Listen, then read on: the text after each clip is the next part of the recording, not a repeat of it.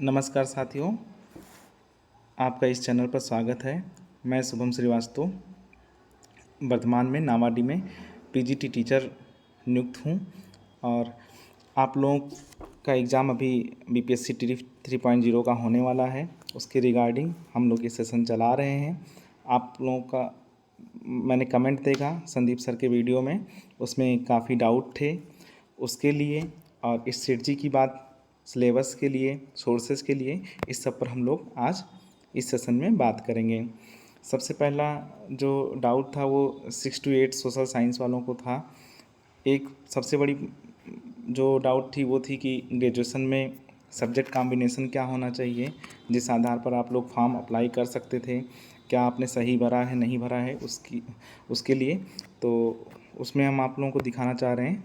देखिए, ये बीपीएससी का नोटिफिकेशन है, उसमें क्या लिखा हुआ है उसको मैं दिखा रहा हूँ आप लोगों को।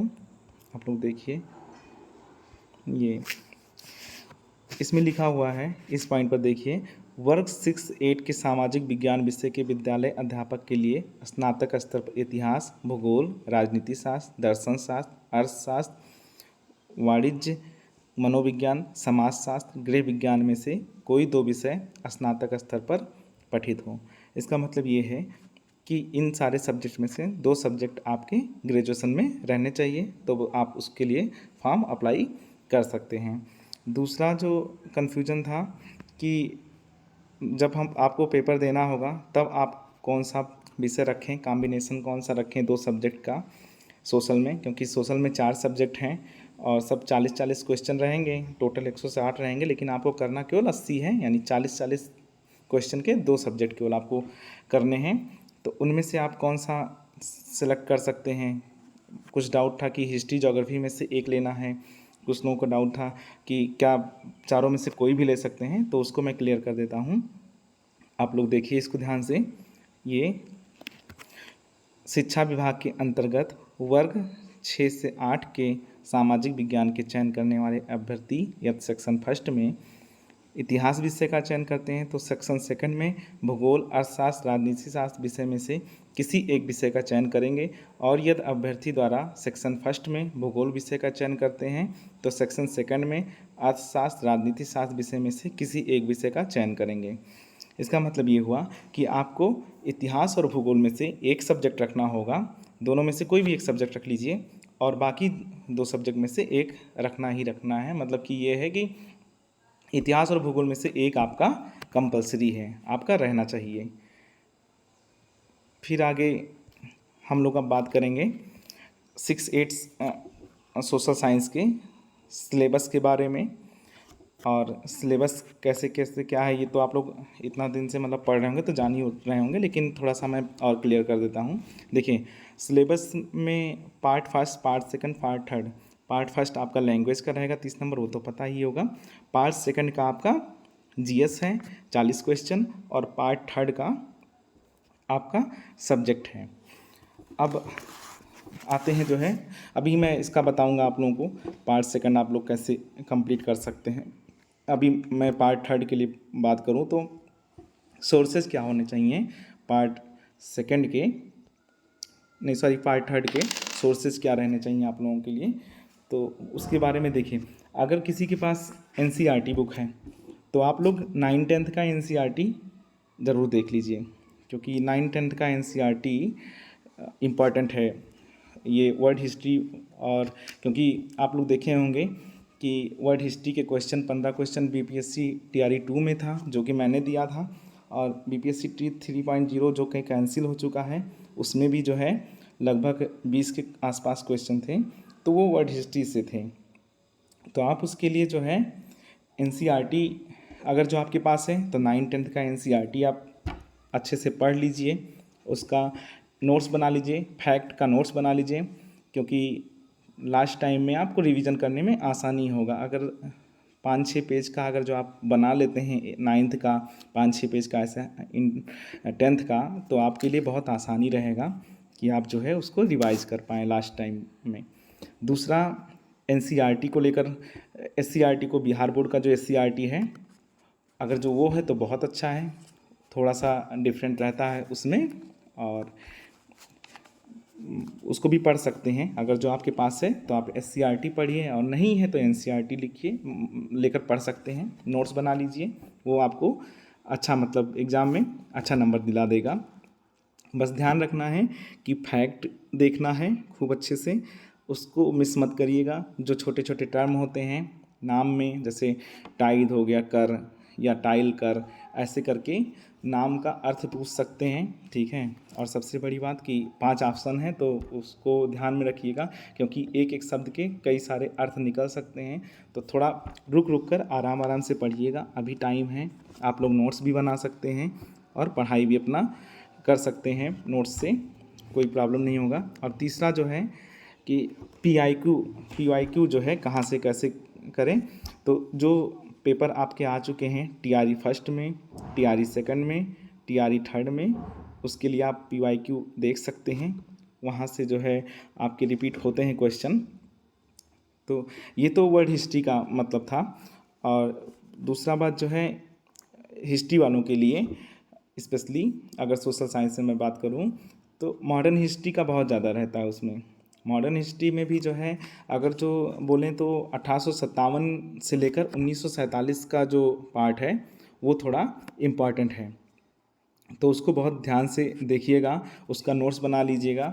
बिहार झारखंड से संबंधित जितने विद्रोह हुए हैं, विद्रोह तो सारे इम्पॉर्टेंट हैं, लेकिन आदिवासी विद्रोह, किसान विद्रोह जो भी हुए हैं और बिहार झारखंड के रिगार्डिंग जो हुए हैं इधर से संबंधित, उसको ज़रूर देख लीजिएगा। उसका एक शॉर्ट नोट्स बना लीजिएगा, क्योंकि वहाँ से एक एक क्वेश्चन आता है कि कौन किस आंदोलन से संबंधित था, कब हुआ था, कहाँ इसका क्षेत्र क्या था। तो इसको बहुत ध्यान से करना है। तो वर्ल्ड हिस्ट्री और अगर जो मॉडर्न हिस्ट्री आप लोग यहाँ से कवर कर लेंगे तो मुझे लगता है कि 35 के अबव आप लोग नंबर ला सकते हैं इतिहास में। और इसी तरह से राजनीति शास्त्र वालों के लिए भी यही है कि NCERT और SCERT, अगर दोनों में से जो भी है उसको पढ़ें, उसका एक एक नोट्स बना लें कि किस देश का कब संविधान बना, कौन देश कब आज़ाद हुआ। और इस तरह से जो है अगर जो आप देखेंगे तो कवर हो जाएगा, बहुत मुश्किल नहीं है इसको करने में। और दूसरी बात PYQ जो है आप लोग ज़रूर देख लीजिएगा, उसको सॉल्व कर लीजिएगा।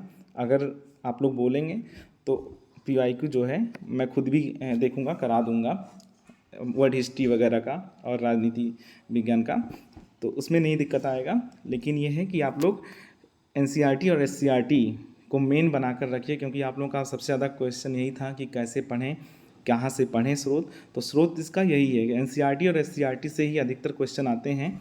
लेकिन इतिहास में मॉडर्न हिस्ट्री का भी ध्यान रखिएगा, क्योंकि 9th-10th में आपके मॉडर्न हिस्ट्री नहीं बहुत ज़्यादा मिलेगा इसमें NCERT और SCERT में।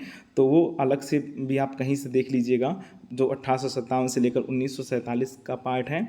और राजनीति में भी जो है 9th-10th का बुक पढ़िए, लेकिन संविधान वाला पार्ट आप लोग देख लीजिएगा, अनुच्छेद का देख लीजिएगा कि अनुच्छेद कहाँ से जो है कैसे पूरा कंप्लीट कर सकते हैं हम लोग।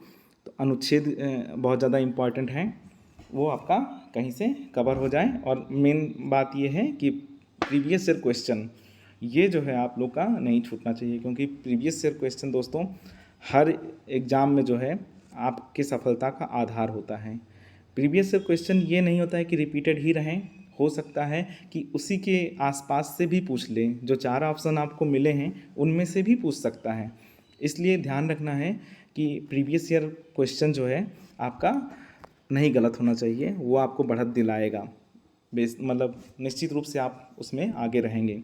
अब तीसरा पॉइंट है कि BPSC T GS part second, GS के लिए जो है कहाँ से क्या करें। तो उसके लिए देखे ही होंगे कि 40 क्वेश्चन हैं और 8-8 क्वेश्चन का ऐसे मान लीजिए कि मैथ का है, जनरल अवेयरनेस का है, मॉडर्न हिस्ट्री का है, ज्योग्राफी का है, साइंस का है। तो उसके लिए PCS एजुकेटर भी संदीप सर जो है, उसे अपने चैनल पर PIQ जो है प्लेलिस्ट उनकी है, उसको आप लोग देख लीजिएगा। वहाँ से वो कवर करा रहे हैं, बहुत बहुत अच्छे से कवर करा रहे हैं, आप लोग वहाँ से देख सकते हैं। और वहाँ से आपका समझ लीजिए GS में अच्छा मार्क्स रहेगा। संदीप सर का खुद भी बहुत अच्छा GS में मार्क्स था, तो आप लोग उसको देख सकते हैं, वहाँ से आप लोगों को काफ़ी हेल्प मिलेगा। मॉडर्न हिस्ट्री भी वो जितना करा देंगे, मुझे लगता है कि अगर जो आप लोग उसका एक शॉर्ट नोट्स बना लेंगे तो सही रहेगा। बाकी हम लोग बात कर लेंगे आगे भी स्टेट जी के लिए कि क्या क्या और चीज़ें आप लोगों के लिए कर सकते हैं। फिर पार्ट थर्ड का जो अभी मैं आप लोगों को बता रहा था कि कैसे कवर करें, तो मॉडर्न हिस्ट्री और संविधान वाले पार्ट के लिए आप जो बीपीएससी का 1500 प्रश्न कराएंगे पीआईक्यू प्लेलिस्ट से संदीप सर, उसको देख लीजिएगा, वहाँ से आप लोगों का कवर हो जाएगा। और बाकी वर्ड हिस्ट्री और इसके लिए तो मैं आप लोगों को बता ही चुका हूँ कि आप जो है वर्ल्ड हिस्ट्री, क्योंकि क्वेश्चन आ रहा है 6 to 8 सोशल साइंस में, पहले ऐसा लगा था कि हो सकता है 6 to 8 का ही क्वेश्चन पूछे, मेडुअल हो गया, एंशिएंट हो गया और मॉडर्न हिस्ट्री का, लेकिन ऐसा नहीं है। वर्ल्ड हिस्ट्री का भी क्वेश्चन आ रहा है और ज़्यादा मात्रा में क्वेश्चन आ रहा है। मतलब मान लीजिए कि 40 क्वेश्चन हैं तो उसमें 15 से 20 क्वेश्चन जो है आपका वर्ल्ड हिस्ट्री से आ जा रहा है। तो आपको उसको ध्यान रखना है कि उसे आप मिस मत करिएगा।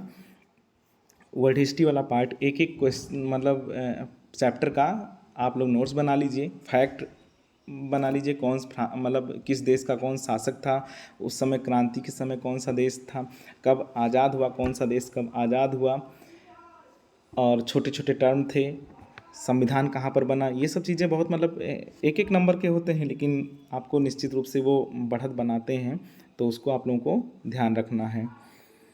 बाकी और अगर जो आप लोगों को कोई डाउट होगा तो आप लोग कमेंट सेक्शन में डाल दीजिएगा, मुझे जब भी मौका मिलेगा तो मैं आप लोगों के लिए वीडियो बना दूंगा। और एकदम आराम से भी समय है, आप लोग आराम से पढ़ते रहिए, कोई प्रॉब्लम नहीं है। बस ये है कि पीआईक्यू और जो है आपका एनसीईआरटी ये बेस बना कर रखिए। संविधान वाले पार्ट बहुत अच्छे से करके जाइए, आर्टिकल वगैरह गलत नहीं होने चाहिए। संविधान से रिलेटेड जितने भी क्वेश्चन हैं, संसद हो गया, ये सब इम्पॉर्टेंट होता है। संसद में कौन आता है, विधानसभा में कौन रहता है, किस आर्टिकल में है, ये सब चीज़ें इम्पॉर्टेंट हैं, तो इसको बहुत अच्छे से कवर कर लीजिएगा। और संदीप सर का प्लेलिस्ट है, उसको तो आराम से आप लोग देखिए, वहाँ से आप लोगों का काफ़ी कुछ कवर हो जाएगा जीएस के लिए, बहुत समस्या नहीं आएगी। बाकी और कोई प्रॉब्लम होगी तो आप लोग कमेंट कीजिएगा, मुझे जैसे ही टाइम मिलता है या जैसे ही मुझे लगेगा कि इस पर वीडियो बनाना सही रहेगा तो मैं बना दूंगा, और आप लोगों का जो भी समस्या होगा उसका निस्तारण किया जाएगा। तो फिर दोस्तों मिलते हैं अगले वीडियो में, और बाकी आप लोग इस चैनल को शेयर और सब्सक्राइब लाइक कर दीजिए अगर पसंद आ रहा हो, और चलते हैं दोस्तों।